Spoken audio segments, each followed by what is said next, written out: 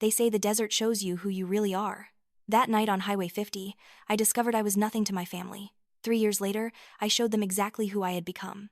I still remember the exact moment my life split into before and after. The feeling of gravel biting into my palms as I hit the ground, the taste of dust in my mouth.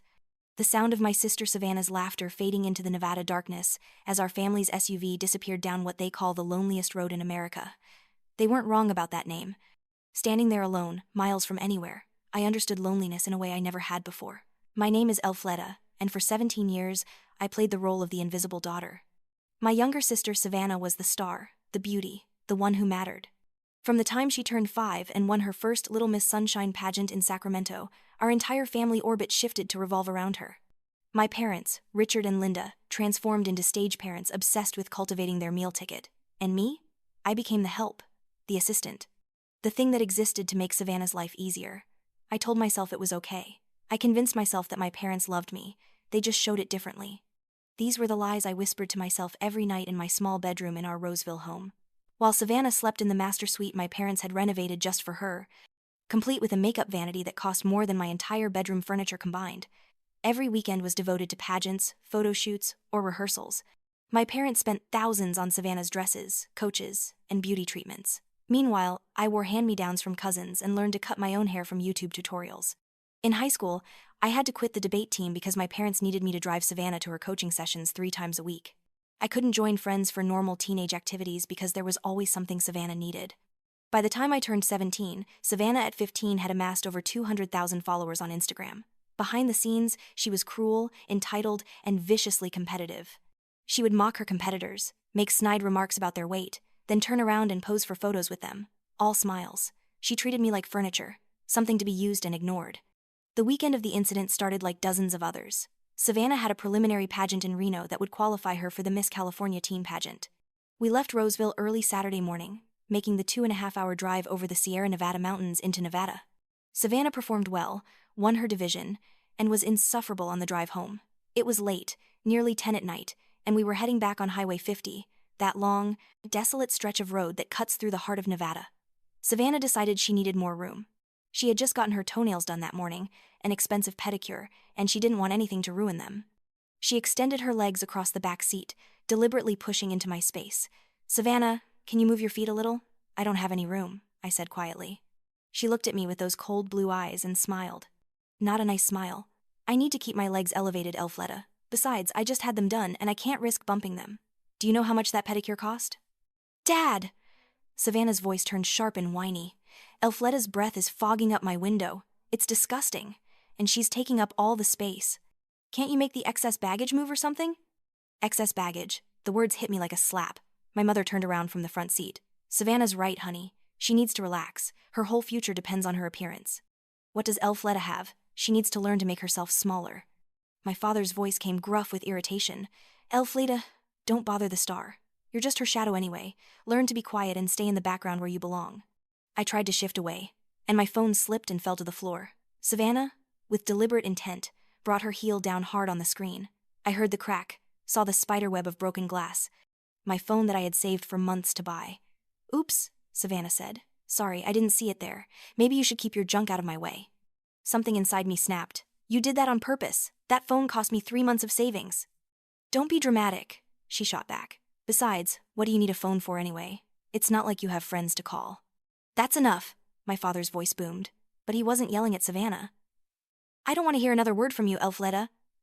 You're upsetting Savannah." "But she broke my phone on purpose." That's when my father slammed on the brakes. The car skidded slightly as he pulled over to the side of the road. We were in the middle of nowhere, the desert stretching endlessly in all directions. "Get out," he said, his voice cold and flat. "What?" I said, "Get out. You want to cause problems? You can walk it off and think about your attitude." "Dad, we're in the middle of nowhere. It's dark. I don't even have a working phone now." "Should have thought about that before you decided to ruin Savannah's night." He came around to my side and yanked my door open. Before I could react, he grabbed my arm and physically pulled me from the car. I stumbled, my hands hitting the gravel. He pulled out my backpack and threw it into the sagebrush. "Maybe a night in the desert will teach you where you stand in this family. Maybe it'll teach you some gratitude." "Please," I begged, "please don't leave me here. I'm sorry. I'll be quiet." My mother leaned out her window. "This is your own fault. Elfleda. Maybe this will help you understand how lucky you've been. But it was Savannah who delivered the final blow. She rolled down her window and tossed out an empty water bottle. Good luck, loser. Watch out for coyotes. She laughed. This is natural selection, Elfleda. Some people are meant to shine and some people are meant to disappear. Guess which one you are? The car door slammed, the engine revved, and then they were gone, taillights disappearing down that long, dark highway. Above me, stars glittered in the black sky, indifferent to my situation. I stood there for a long moment, too shocked to move. My family had just abandoned me in one of the most isolated places in the country. I was 17 years old, with a broken phone, a backpack, an empty water bottle, and no idea how far the nearest town was. I retrieved my backpack and took inventory. A few school textbooks, a notebook, a sweater, and my wallet with maybe $20.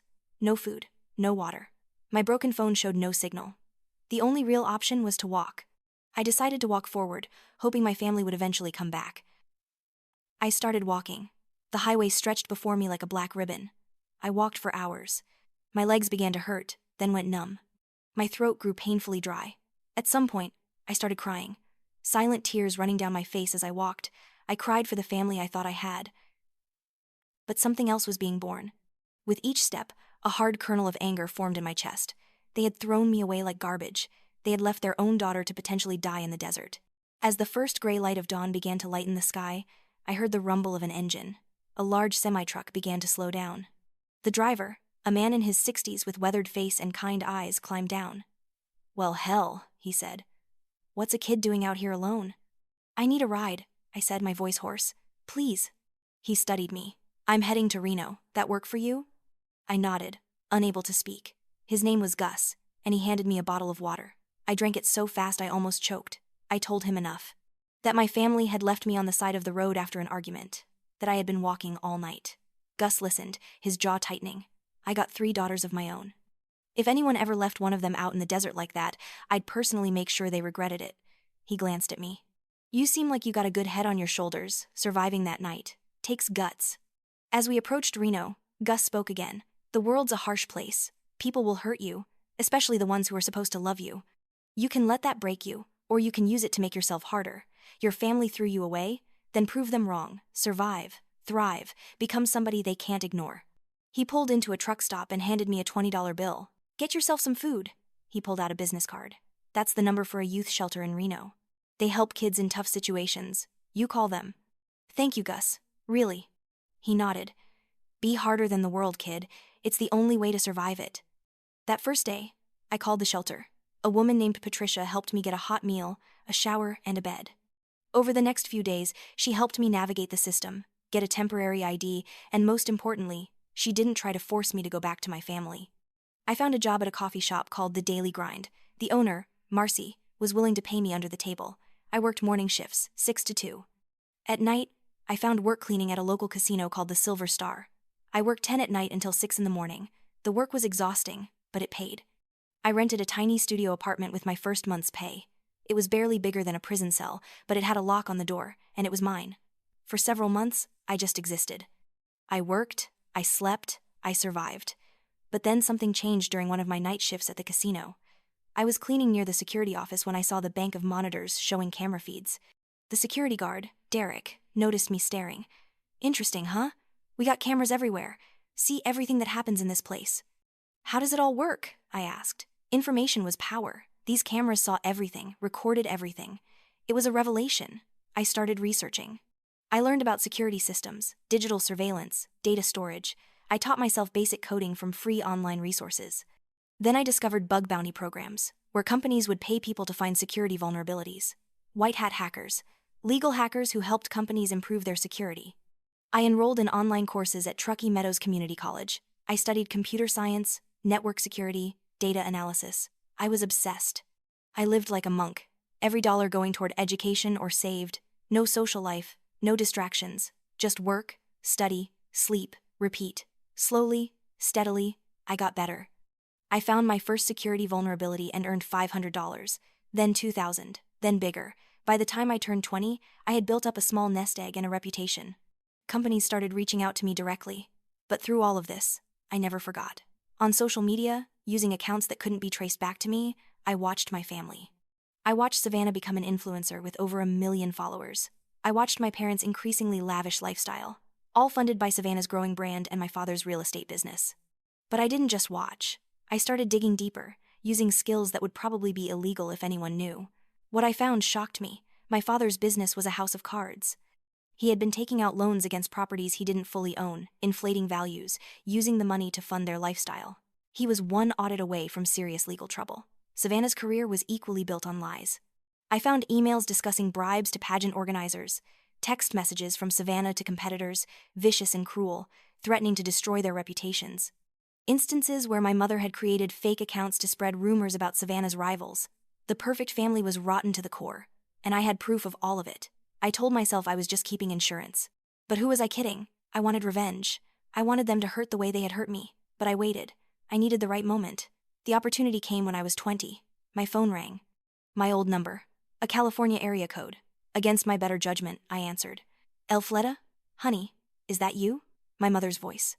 I almost hung up. Linda, it's been a while. Oh, sweetheart, we've been so worried about you. We need to talk to you. It's important. About family. What kind of help? It's your father's business. There have been some complications. Investors are pulling out of a major Lake Tahoe development, and Savannah's largest sponsorship deal is under review. We're in a tight spot financially. Maybe you could help us out? The audacity took my breath away. They abandoned me in the desert, and now they wanted money. Let me see what I can do, I said sweetly. Give me a day or two. After I hung up, I sat for a long time. They had found me because they needed money, not because they missed me. This was it, the perfect moment. I spent the next 48 hours barely sleeping. I compiled everything into several comprehensive packages: financial records showing my father's fraud, evidence of tax evasion, proof of bribery in pageants, screenshots of Savannah's cruel messages, recordings of my mother discussing their schemes. First package, to the IRS, detailing my father's financial fraud. Second package, to an investigative journalist at the Sacramento Bee. Everything about the pageant bribery. Third package, to the CEO of Lumiere Cosmetics, the major beauty company that had signed Savannah. I sent them proof that their new ambassador mocked her fans, called them stupid sheep, bullied competitors. The contract had a morality clause. Fourth package, to the Miss California teen pageant organizers.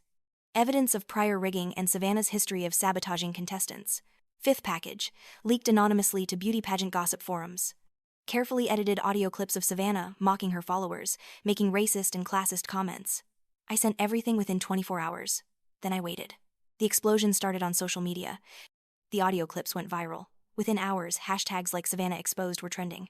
Then the news outlets picked it up. The Sacramento Bee published a damning expose. Lumiere Cosmetics suspended their relationship with Savannah, then terminated her contract entirely. $3 million. Gone. The IRS sent notification of a full audit. The Miss California teen pageant disqualified Savannah and banned her from future events. But the real culmination happened at a press conference. Savannah had been scheduled for a pre-pageant media event. Just as she took the stage, phones around the room began buzzing. The journalist had just received breaking news about the IRS investigation and the Lumiere contract termination. I watched via live stream. I saw the confusion on Savannah's face as reporters started shouting questions. The cameras captured everything. The moment her perfect facade cracked. The tears. The way she looked desperately to our parents. The horror on their faces. They sipped dongai trendenden kao don vong. Savannah fled the stage crying.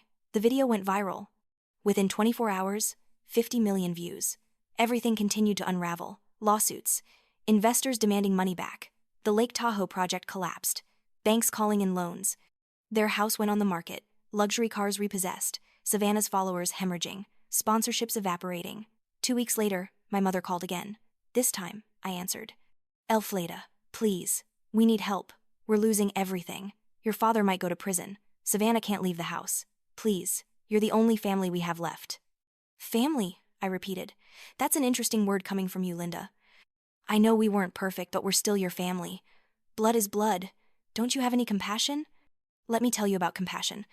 Compassion is what I hoped for when you left me on Highway 50 inches the dark. Compassion is what I didn't receive when I walked through the desert all night. Compassion is what your daughter didn't show when she broke my phone and laughed as you drove away. Silence. You want to see me? Fine. There's a diner in Reno called The Daily Grind. The same coffee shop where I worked my first job after you abandoned me. Meet me there tomorrow at noon. All 3 of you. Those are my terms. The next day, I arrived early. They showed up exactly at noon, and the sight of them gave me satisfaction. They looked terrible. My father aged a decade, hair mostly gray, face haggard. My mother thin and worn. Savannah haunted, with dark circles under her eyes. They slid into the booth across from me. Elfleda, sweetheart, my father started. It's so good to see you. You look well. I am well. Successful career, nice apartment, financial security, all the things I built after you threw me away like garbage. We didn't throw you away, my mother protested. We came back for you the next morning, but you were gone. You came back? I walked Highway 50 for 8 hours before a truck driver picked me up. Not once did I see your car. Don't insult my intelligence, Linda. Savannah spoke up. I'm sorry. I was young and stupid. With my broken phone? The one you deliberately smashed? Why did you contact me now? I asked. My father cleared his throat. We're in trouble. Real trouble. We need help, and you're smart. Maybe you could help us figure a way out. You think I'm smart now? Funny. When I was living under your roof, I was just Savannah's shadow, the excess baggage. Now that you need something, suddenly I'm smart. Suddenly I'm family. We were wrong, my mother said, tears falling. We were so focused on Savannah that we neglected you. We're sorry, but please, can't we move past it? Can't we help each other? I took a sip of coffee. Do you know what that night in the desert taught me? It taught me that I couldn't depend on anyone but myself. It taught me that the people who are supposed to love you can turn on you in an instant. It taught me I was stronger than I ever knew. What happened to you isn't random bad luck. It's consequences. Every choice you made, every bribe, every fraud, every cruelty, it was all building to this. You built a house of cards, and when the wind blew, it collapsed. That's not tragedy. That's justice. Are you saying you had something to do with this? My father asked. I'm saying the truth has a way of coming out. You committed crimes. Real crimes. Savannah built her career on lies. Those are facts. Facts don't stay hidden forever. My mother gasped. You did this. You destroyed us. I didn't destroy you. I just stopped protecting you. I stopped being complicit by staying silent. Everything that's happened is a direct result of your own actions. I just made sure those actions became public. Savannah started crying. How could you? We're your family. How could I? How could you? You left me to die in the desert. You laughed as you drove away. You called me excess baggage, a loser. And you're asking how I could expose your crimes? We weren't going to let you die, my father said. We were just trying to teach you a lesson. You did teach me a lesson, just not the one you intended. You taught me that family is a word people use to justify abuse. You taught me that the only person I can truly rely on is myself. And you taught me that sometimes, the best revenge is simply letting people face the consequences of their actions. I stood up, pulling a $20 bill from my wallet and laying it on the table. That's the same amount Gus gave me after he picked me up. He told me to be harder than the world. I took his advice. Elfleda, please. My mother reached for my hand, but I pulled away. Please don't leave us like this. Now you know how it feels. To be abandoned. To be left with nothing. To have the people who should love you turn their backs. It's a terrible feeling, isn't it? What do you want from us? My father asked desperately. There is no making this right. Some things can't be fixed. You can't undo abandoning your daughter in the desert. You can't undo years of emotional abuse. And I can't undo exposing your crimes. What's done is done. So that's it? Savannah's voice was bitter. You're just going to leave us to suffer? I don't feel good about it. I don't feel much of anything when I look at you now. You're just people who used to be in my life. People who hurt me and paid the price. I've moved on. I suggest you do the same. Here's some free advice. Dad, get a criminal defense attorney. You're going to need it. Mom, maybe use this as an opportunity to develop your own identity. And Savannah, you're young. You could rebuild, become a better person, but that would require actual self-reflection. I started to walk away, then paused. Oh, and one more thing. Don't contact me again. This is goodbye. Permanent goodbye. I have no family. I have myself, and that's enough. Elfleda, wait! My mother called out, but I kept walking. I climbed into my Tesla Model 3 inches the parking lot and sat for a moment. I didn't feel triumphant. What I felt was closure. The chapter of my life that included them was finally over. They couldn't hurt me anymore. They had no power over me. I drove toward the edge of town, toward the highway that would take me back to Highway 50.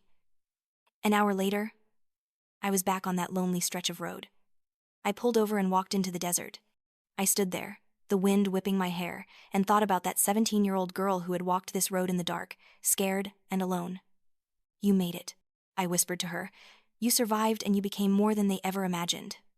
In that moment, I finally let go of the last pieces of anger. I had my revenge, but more importantly, I had my life.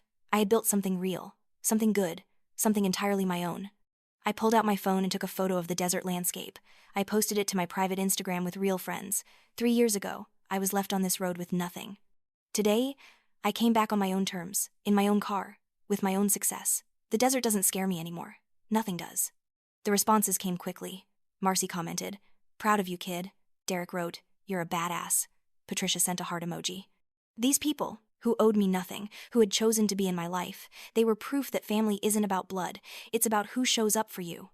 I drove back to Reno as the sun set, painting the sky in brilliant oranges and pinks. I thought about my future, about the consulting business I was building. For the first time in my life, I felt truly free. Over the following months, I tracked the aftermath. My father pled guilty to fraud and tax evasion, accepting 3 years in federal prison. My mother filed for divorce. The house sold at a loss. Savannah tried to rebrand herself as a reformed mean girl. The internet wasn't buying it. She ended up working as a receptionist at a dental office.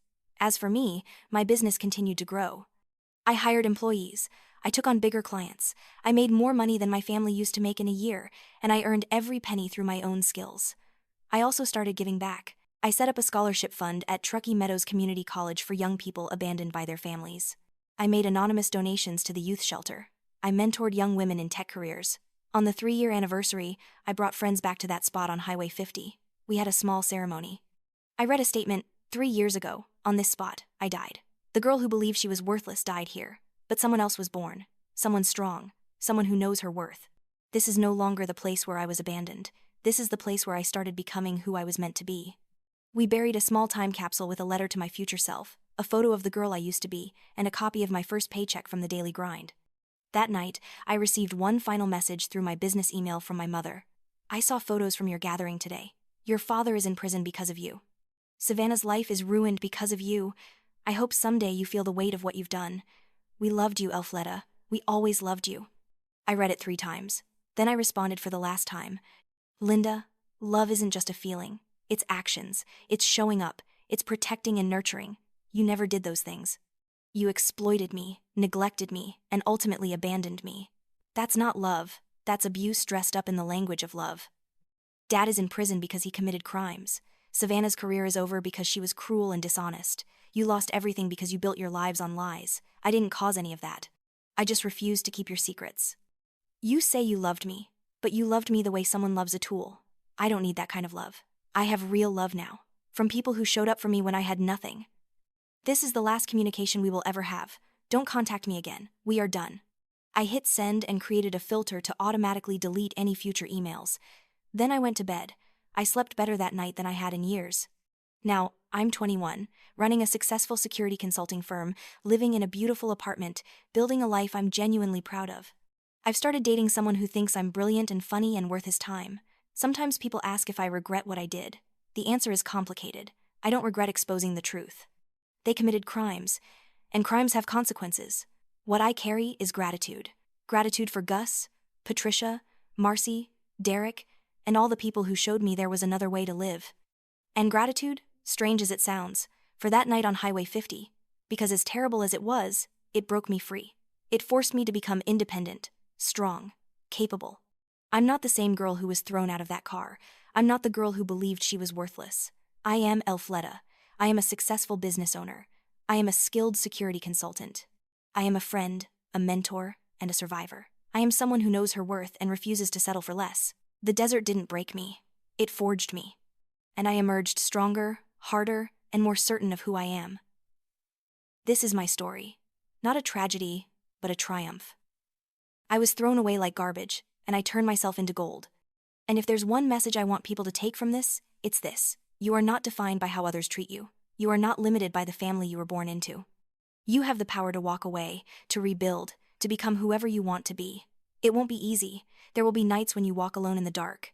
There will be moments when you doubt yourself. But you are strong enough. Take it from someone who knows. Take it from someone who survived the loneliest road in America and came out thriving. Your family, your past, your pain, don't get to write the ending of your story. You do. Make it a good one. Make it a story of resilience, growth, and triumph. Make it a story where you're the hero, because that's what I did. And if I could do it, so can you. The loneliest road led me to the life I was always meant to have. Sometimes you have to walk through darkness to find your way to light. Sometimes you have to lose everything to discover what truly matters. I'm living proof. And every morning when I wake up in my apartment, free and independent and successful, I silently thank that 17-year-old girl who refused to give up in the desert. She kept walking when she could have sat down. She chose survival, and that choice made all the difference. So here I am, 3 years later, not bitter, not broken, but whole. Standing tall, looking toward a future I get to design myself. The desert doesn't scare me, the loneliness doesn't haunt me, the past doesn't define me. I am free. And that freedom is the sweetest revenge of all.